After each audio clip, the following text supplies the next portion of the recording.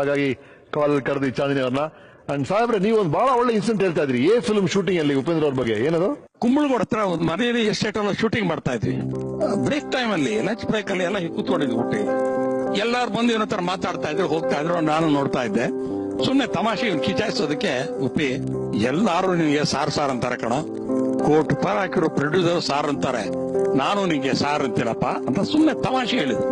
ಈ ಹುಡುಗ ಎಷ್ಟು ಸೀರಿಯಸ್ ತಗೊಂಡ್ಬಿಟ್ಟ ಅಂದ್ರೆ, ಊಟ ಮಾಡ್ತಾ ತಟ್ಟೆ ಕೆಳಗಡೆ ಇಟ್ಬಿಟ್ಟು ಉದ್ದಕ್ಕೆ ನಮಸ್ಕಾರ ಮಾಡ್ಬಿಟ್ಟ.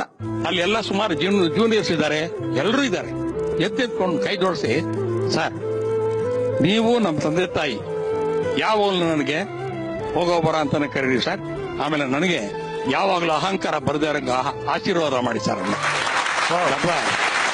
Really great of a boy whom I am very proud to have him as my very, very, very old student. Right, sir. Thank you.